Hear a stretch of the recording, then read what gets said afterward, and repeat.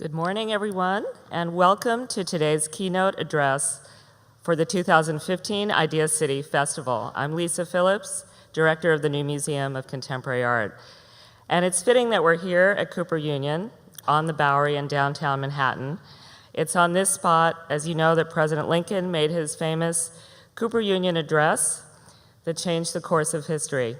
And it's here that President Obama forcefully pushed financial reform. Presidents Clinton, Roosevelt, Taft, and Cleveland have all made major addresses here. So it's with great pleasure that I have the honor to welcome two of the brightest young progressive leaders in politics today. Our keynote speaker, U.S. Secretary of Housing and Urban Development, Julián Castro, and the Speaker of the New York City Council, Melissa Mark-Viverito, who will introduce him. Following Secretary Castro's speech, we'll hear from Ben Hecht, Director of Living Cities, who has done so much to harness diverse stakeholders and collective knowledge to benefit lower-income city dwellers. Idea City is all about convening the political, artistic, and cultural, academic, and technology sectors, among many others, to spur creative new conversations and propose solutions for the unique challenges that face cities today and in the future. Cities are labs of experimentation and innovation. They're where today's most pressing problems are met and mastered. Think of this festival as a call to action that can be replicated around the country. The conversations that start here can inspire and hopefully lead to real and transformative change. They're also a call to action to policymakers to look to the cultural economy and cultural sector as change agents. Melissa Mark-Viverito is the first Latina to hold the speakership of the City Council. Born in Puerto Rico, she also represents East Harlem and portions of the South Bronx. Like President Obama, she's a community organizer first and a born progressive advocate. Speaker Mark-Viverito is leading a citywide, statewide, and national conversation on meaningful immigration reform, and is a loud and clear voice for the voiceless and invisible in our city. Please join me in welcoming New York City Council Speaker Melissa Mark-Viverito.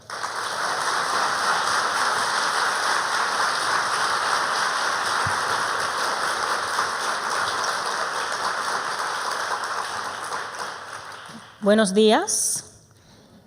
To Lisa and the New Museum, I really want to thank you for letting me join you this morning. It really is a pleasure and an honor to be here and in this truly historic institution. I'll start this morning with a question. Who is the invisible city?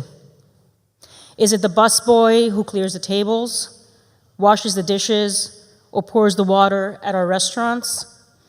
Is it the unaccompanied minor sitting alone in the search docket in federal court, waiting for a judge to decide their fate? Is it the nail salon employee working away for hours in toxic, unhealthy environments, and all for a pittance? Or is it the delivery person biking or riding through a rain or snowstorm to deliver dinner? The answer, of course, is all of these. For too long, many voices in New York City and across this country have been forgotten or disregarded. And when those voices are ignored, the visible become invisible. They become invisible in the halls of Congress, in state capitals, and in city halls. And when humans become invisible, that is when the doors are left open to bigotry and hate. Invisible humans lead to anti-immigrant legislation in Arizona and Alabama, which has taken a catastrophic human, social, and economic toll on those states and on this country. They are cruel laws. Invisible humans lead to bans on marriage equality, which block people from marrying those they love. The right to marry is a human right. Invisible humans lead to an era of mass incarceration across the country. Too many of our young people are in prison. Invisible humans lead to the demonization of the poor as takers. No one should be denigrated this way. And invisible humans lead to economic policies skewed to favor the wealthy against the middle class. Your zip code should not determine your destiny. But just because many did not see or hear them did not mean they were not there. And thankfully, things are beginning to change. The invisible are becoming visible again. And here in New York City, we are proud to lead the way. In New York City, every single unaccompanied minor who makes his or her way here will have access to a free lawyer thanks to a landmark city council program. This program is changing lives and permanently altering trajectories. In New York City, we're in the process of reforming our criminal justice system by lowering the penalties for low-level, non-violent offenses, which far too long have marked our young people for life. And in New York City, we're fighting for control over our own minimum wage so we can lift New Yorkers out of poverty and fight pernicious income inequality, which has been a scourge across the 5 boroughs. This is what we're fighting for here. We're fighting for justice. And I can think of no better place to discuss justice than at Cooper Union. It was in Cooper Union's Great Hall where a little-known congressman from Illinois took a stand against the expansion of slavery in the West. A few months later, he would be a nominee for president and eventually the leader of our union, and that was Abraham Lincoln. More than 100 years later, this time, a former member of Congress from Illinois took the stage at Cooper Union in a time of great crisis to urge our financial institutions to reform how they did business. That was Barack Obama. So these grounds are familiar with generations of leaders who have come to these hallowed halls in New York City, from Frederick Douglass to Bill Clinton. And we're joined by such a leader today in Julián Castro. Secretary Castro is a leader for the 21st century and a strong voice for those who live in the invisible city.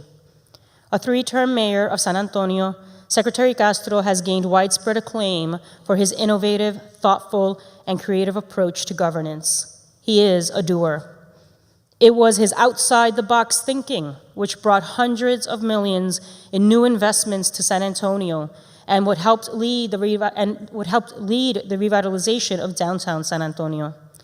A groundbreaker, Secretary Castro was the first Latino to deliver the keynote address to the Democratic National Convention in 2012. A rising star, it was no surprise when President Obama selected Secretary Castro to lead the Department of Housing and Urban Development. A fighter, Secretary Castro has battled to make sure affordable housing gets its fair share on Capitol Hill. Secretary Castro has brought to Washington the same values he had as mayor of San Antonio: open, honest, and transparent. He is working every day to make our housing better, more affordable, and more fair. Secretary Castro knows no one should be invisible, and his career has exemplified that commitment. Indeed, just a few weeks ago, Secretary Castro was here in New York City to announce $100 million in energy retrofitting for New York City Housing Authority complexes, the largest investment ever of its kind. I'll also add that he was a member of the San Antonio City Council, so don't sleep on us, City Council members. And who knows, maybe Secretary Castro will be getting a promotion in the near future. Ladies and gentlemen, the 16th Secretary of the Department of Housing and Urban Development, Julián Castro.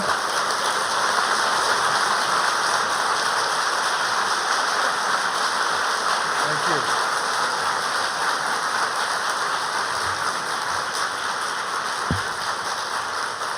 Thank you very much. You know, when you want to look like a rock star, you get a rock star to introduce you. And thank you so much, Speaker Mark-Viverito. Thank you for your leadership, and thank you for representing folks who too oftentimes don't have a voice to represent them, and for making so many people so proud, not just here in New York, but across the nation. So thank you for having me here today.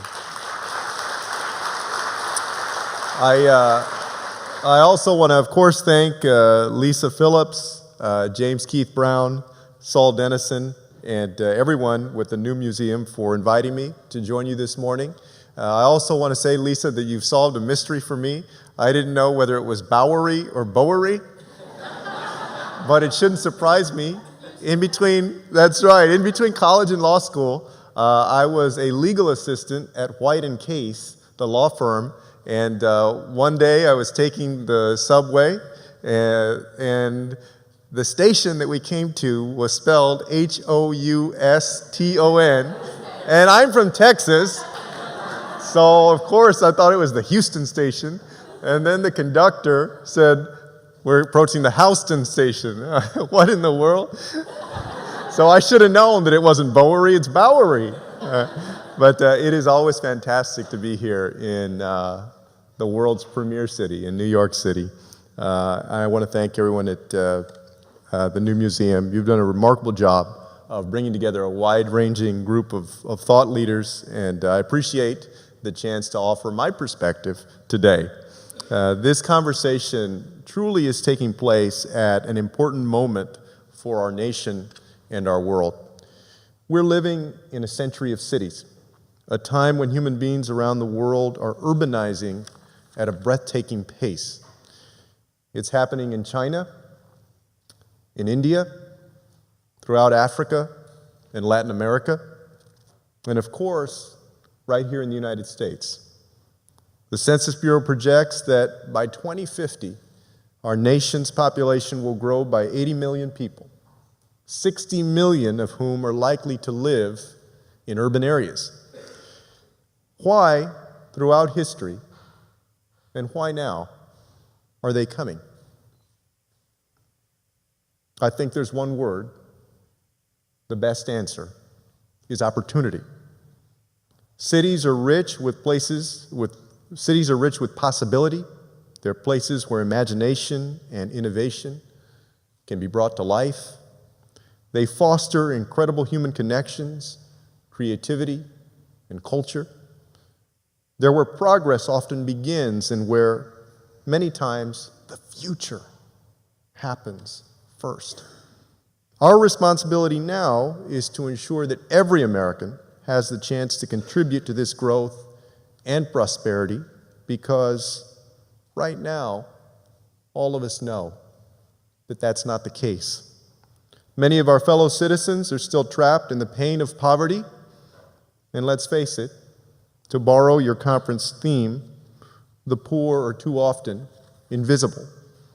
Too often their plight is unseen, their challenges are dismissed, their concerns are overlooked, and their voices are ignored. And every now and then, when their frustrations bubble up to the surface, as we've seen in communities like Baltimore and Ferguson, this results in a lot of temporary attention, some headlines and some tweets, but too often, not enough action. Eventually, the news cycle moves on, and the folks who live in these areas can't move on, though, because they're stuck dealing with the same obstacles that have deferred and derailed their dreams for years. The young child who falls further and further behind each day because his high school is failing him. The teenager who spends more time in the emergency room than the classroom because she breathes in polluted air when she walks around her neighborhood. The men and women who lost their old jobs to a machine and have been told that they don't have the skills to make it in this 21st century global economy. The families whose days are filled with a constant worry and anxiety because they don't know how they're going to put food on the table or heat their homes or even pay the rent. These stories are playing out every single day in every city. And the question our nation must answer is, do we turn our backs and close our eyes to these issues? Or do we open our eyes? Do we open our minds and our hearts and pledge to make this moment in history the moment when we say that enough is enough and that we're prepared to do something about it? The answer is very clear. It's time for us to put opportunity within reach of all Americans, including the invisible poor. And that's where the U.S. Department of Housing and Urban Development comes in. It's why we came to life 50 years ago. Back in 1965, in a message to Congress pushing for the creation of our department, President Johnson spoke of the need to protect core values in a modernizing world. He said that the American city should be a place where we satisfy our needs for shelter and for work, where education expands our horizons and extends our expectations, where we feel safe, and where every person can find the satisfaction and the warmth that comes from being a member of a community. Today, we remain true to these values and call ourselves the Department of Opportunity, because our work is about so much more than only four walls and a roof. Where you live shapes how you live, the jobs that are available to you, the education that your children receive, and the overall quality of life that you enjoy. And we work doggedly with one goal in mind: to give folks the foundation they need to dream, to prosper. This doesn't require a big government or a small government. It requires a smart government, one that's on a constant quest for new ideas to make our work better, quicker, and more impactful for those that we serve. You see, like all of you, we believe in the power of a good idea to spark opportunity for others. The GI Bill was once just an idea to help veterans go to college. Social Security and Medicare were once just ideas to help the elderly live with comfort and with dignity. The interstate highway system was just once an idea to connect communities and to boost our nation's economy. In each of these cases, bold plans turned into progress for the American people. And today, at HUD, we're using new ideas to make this century of cities a time when everyone is valued, supported, cherished, and welcomed, including the invisible poor.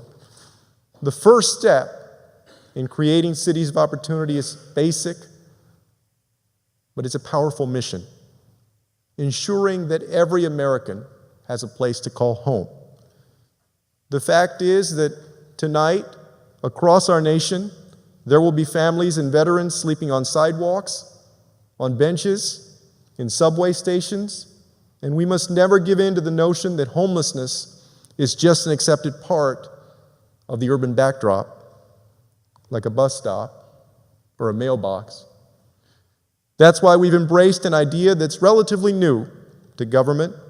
It's called Housing First, and it's been critical in advancing the goals of President Obama's Opening Doors initiative, the first federal strategic plan to effectively end homelessness in our country. You see, in the old days, government required those experiencing homelessness to address any personal issues, whether it was undergoing mental health treatment, addressing substance abuse, or other challenges, before they were given access to permanent housing. But think about how difficult it would be to address these issues if you didn't know where you were going to sleep that night. That's why the Obama administration is working with local leaders to reverse that model. Instead of putting responsibility first, we're betting on the American people by providing opportunity first.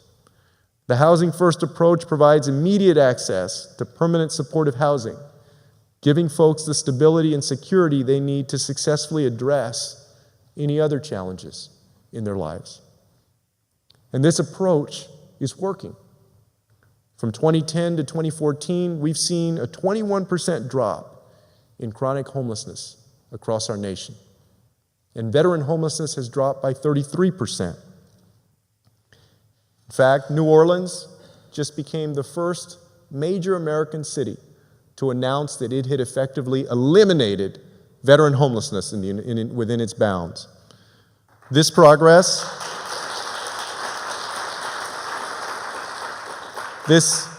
reflects our belief that when you provide folks with opportunity at the outset, their future grows brighter and our communities grow stronger.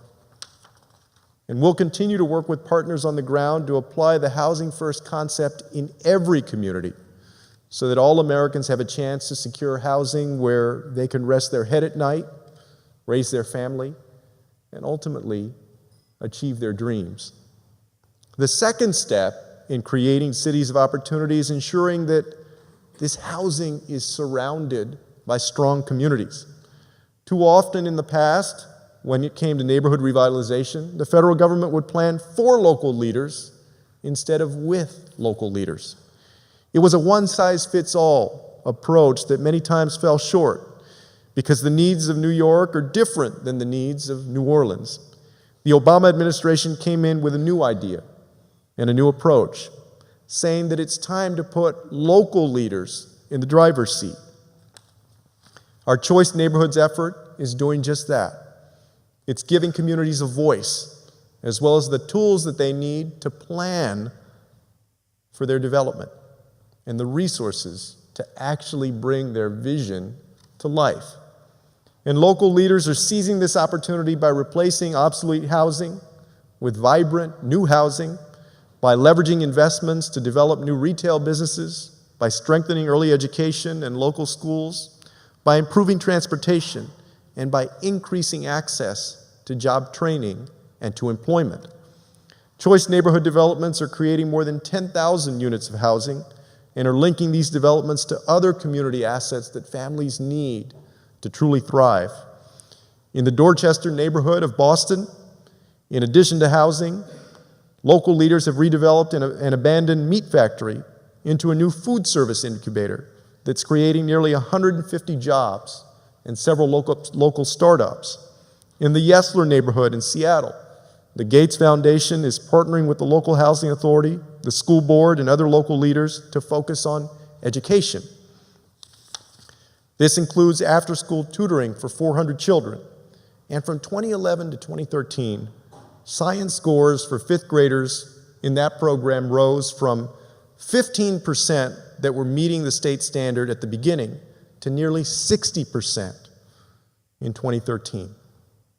We're seeing the development of brand new parks in Pittsburgh, a grocery store in Philadelphia, an urban farm in San Antonio, and a senior recreation center in Columbus. And partnerships are truly fueling this progress, leveraging more than $2.6 billion in public and private sector investment to bring new life to our communities. These outcomes are proof that residents in troubled communities shouldn't be dismissed. They should be engaged. You see, they're not obstacles. They're assets to our forward progress. They have a lot to offer in knowledge, in experience, and in vision, and we look forward to continuing to support them as they lead the charge toward a better tomorrow for their communities. And the third step in creating cities of opportunity is ensuring that all folks in distressed communities can connect to the world of knowledge and information that's available through technology. In this day and age, broadband access is no longer a luxury, it's a necessity. But here in the United States, the Census Bureau estimates that 1 out of every 4 American households lacks high-speed internet at home. And so often they're forced to find access somewhere, somehow. Take the Bronx, for example. I read last year that when the Bronx Library Center opens up on most mornings, dozens of people are already lined up to use one of their free computers. When it closes, young people lean against the windows from the outside because they're trying to get the free Wi-Fi signal on their phones. Think about that. They're literally and figuratively on the outside looking in. These young Americans are not on a level playing field because they're not connected. They're at a disadvantage when studying for a test or preparing for a school project. They're limited when they're looking for jobs and applying for them. Folks are being denied the world of possibilities that so many of us in this great nation take for granted. And we've got to do something about that. President Obama has challenged the nation to connect 99% of America's students to broadband and wireless in their schools and libraries by 2018. As HUD Secretary, I've made it a goal to ensure that that access actually follows them home. I look forward to working with leaders like you to make this goal a reality.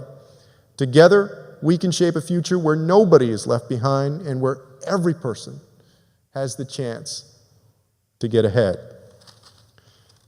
This is the promise of the century of cities. We have the power to shape a future where the problems of the poor are no longer invisible, where every American can secure housing, where every community can prosper with local leaders at the helm, and where every child has access to the tools needed to succeed in our 21st century global economy. I'm not saying that the road forward will be smooth. I don't have to tell you that cities are complex beings. Poets and novelists throughout history have written about the city mostly in two ways. Some have cast the city as a place of new beginnings, of excitement, a place where the sun is rising and the air is fresh with opportunity, a place where anything is possible. To them, the city is like dawn. Others have written about it as a foreboding place, a jungle, a mystery with an element of danger and of romance, a place where anything might happen. The city like dusk. Our challenge is to make the 21st century city both of these things, minus the danger,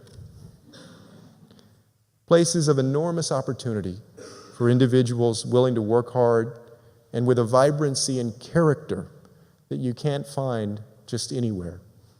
Places that are unique, unforgettable even. We all have a stake in meeting this challenge. In this increasingly connected world, our destinies are linked together more than they ever have been. We live in a time when the barriers that have separated people of race, of religion, of gender, of ethnicity are crumbling at a faster time than at any other time in human history. We all benefit when cities succeed. We all benefit if every person has the chance to fulfill his or her full potential. This work depends on big ideas. It depends on partnerships. In other words, it depends on all of us. Future generations are relying on us to make the cities of tomorrow truly cities of promise. Let's work together to fulfill our obligation for them today so that all of those wonderful dreams can continue to come true in the America of the 21st century. Thank you.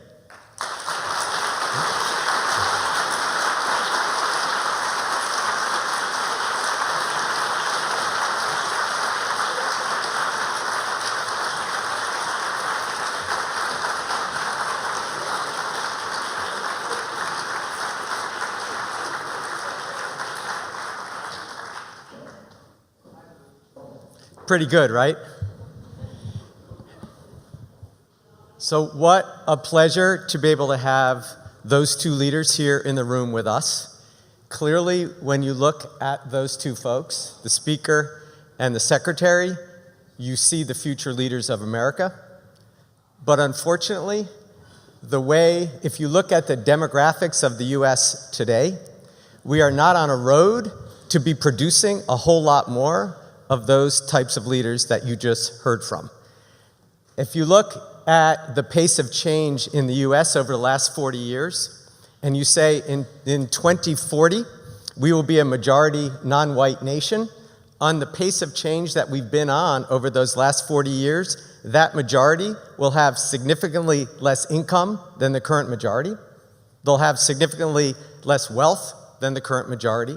They'll have significantly less education than the current majority, and they'll actually have fewer basic democratic voting rights because of mass incarceration over the last 30 years. That's the legacy we will leave this nation if we don't figure out a way to get dramatically better results for low-income people in cities around this country between now and 2040. We have 25 years to figure out how do we create what we call at Living Cities a new urban practice that's going to get dramatically better results for low-income people faster. So we see on the stage every year between now and 2040 many more leaders like the people that you just heard from. Well, is there any hope that we're going to be able to get there? And I think there's two things. One bit of hope you just saw, which is there's some extraordinary leadership already out there that actually is not accepting the status quo. But another one, to get back to the theme of this festival, is technology. And the secretary talked about it a little bit earlier. But the festival is celebrating this 1972 book called The Invisible City. And I think it's fair to say that when the author wrote that in 1972, he wasn't thinking much about the potential of technology. Because if you think about 1972, there was no internet. There was no, God forbid, no Facebook. There was no smart cities. There were no cell phones. There were no smartphones. And there wasn't even the personal computer. Yet, technology is such a great example of what the idea of an invisible city can be all about, because in fact it's invisible. And that invisible force actually allows us to, its virtual nature, its boundarylessness, its color blindness, actually enables us, the human imagination, to be uninhibited by the laws of physics or even modern theory about how people and places and things actually have to interact. Technology offers us maybe a once-in-a-lifetime opportunity to think afresh about how cities are governed, the role of the citizen, and even access to economic opportunity referred to by the secretary. The possibilities of technology in the invisible city, as the secretary highlighted, are enormous. The first thing, as he talked about, is we got to get the access thing done right. And he talked about the statistics, how more than clearly low-income people lack access, especially in the home, broadband access at almost half the rate of upper-income people. And there's a lot that needs to be done on that. But in fact, there's some very promising things happening right now to address it. I don't know if you saw in the paper just yesterday, the FCC for the first time is talking about making the lifelines, the free telephone service that's been around for years, that brings telephone to 13 million Americans, to be able to use it for broadband. The other is here just in New York City, the mayor, led by the chief technology officer, Minerva Tantalco, if you know her, are actually saying we're going to address this problem right here in New York. And there was a study done by the Open Technology Institute just in the last few months that ranked New York City for technology access. It ranked it below Riga, Estonia, Bucharest, Romania, and Chattanooga, Tennessee. Impressive, right, guys? That's the New York we know and love. Well, why does this technology thing really matter? Why does access to technology and what we can do with it really matter? What's really possible for it? And I think really it's nothing less than recapturing the values that actually made this country the most equal nation in the world in the 70s. And one of them is about economic opportunity. And the secretary talked about it. We, in the turn of the 20th century, we as a nation said we need universal education. And at the time that was high school.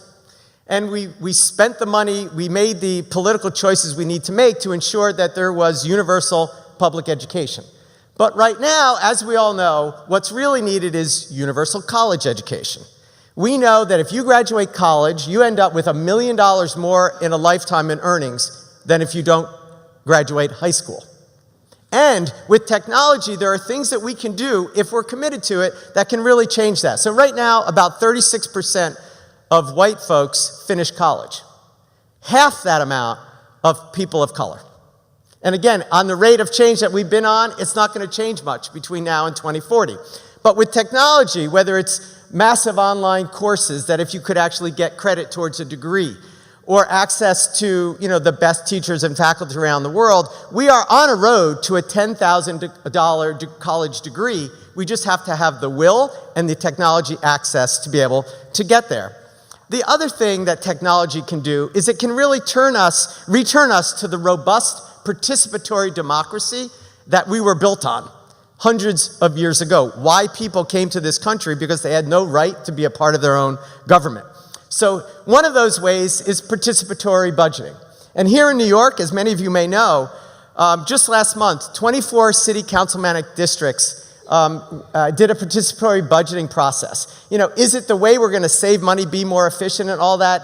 No, but what it's doing is reinvigorating our democracy when it comes to inclusion. And there's some really interesting statistics about who uses the participatory budgeting process. One of them is a high degree of formerly incarcerated and undocumented immigrants. Last year, 2/3 of the ballots cast were cast in Spanish and in Chinese.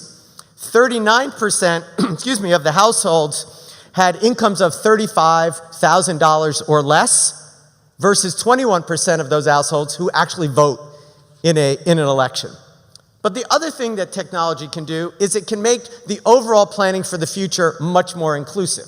So we are supporting a cohort of cities around the country, including Seattle. And what they're doing is they're embarking on a 20-year plan for Seattle. And they know that they're going to get 120,000 more people and 120,000 more jobs in Seattle in the next 20 years. And the question is, how do we build that future in ways that we are ensuring are building it for the America and the Seattle of 2040 that will be a majority-minority city? The other thing that technology has been able to do in invigorating democracy, it's been actually able to give some of government and how we serve our citizens back to the citizen. And so there's been some amazing ways that the 311 services around the country have been used. And one of my favorite was in Boston. A number of folks sent in that there was a raccoon in 311. They sent in a picture of a raccoon, and they said, there's a raccoon in our trash can, and it's making all kinds of noise. And a neighbor went on the 311, saw that somebody had said that there was this raccoon, walked outside, knocked over the trash can, and then sent a picture back to 311 and said, the raccoon's out. You know? It's a simple process, but you don't need experts from the city to come and solve it, and it really does. There are ways that you rebuild that community. The other thing about technology is it actually has an opportunity to rebuild confidence in government. I mean, part of the challenge that we know is that people have lost their faith in what government can do. And we're seeing through the use of technology that changing. So right here in New York, which has really been one of the champions of predictive analytics, here using data, the city's been able to send fire inspectors to 25% of the buildings and solve 70% of the problems just by being able to follow data. In San Francisco, they had a constant problem with people who public benefits were expiring, especially food stamps. When they would expire, they'd have to go through the whole process again and go through months before they could get recertified. They created a simple text tool to warn people that it was about to expire, and the amount of expirations are 50% fewer than they were before. And in New Orleans, they were actually very successful in getting people to sign up for Obamacare, but 50% of those who now have care don't actually use it. And so they're actually using technology to get people to use the services they're already available, they already have.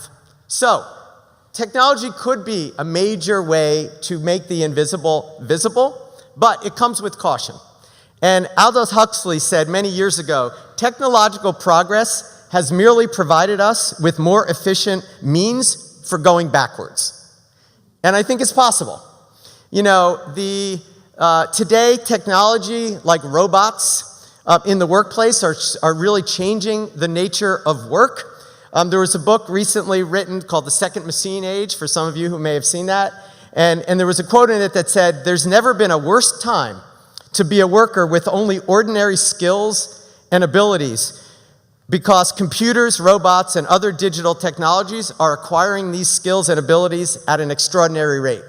So technology has a dark side, and we know that. The other is phones and apps are fantastic. You know, we all know how we love that they're disrupting industries, whether you think about Uber or Airbnb, but the reality is those industries that are being disrupted are actually, there are people in those industries who are losing their jobs to those new ways of working that we have to address.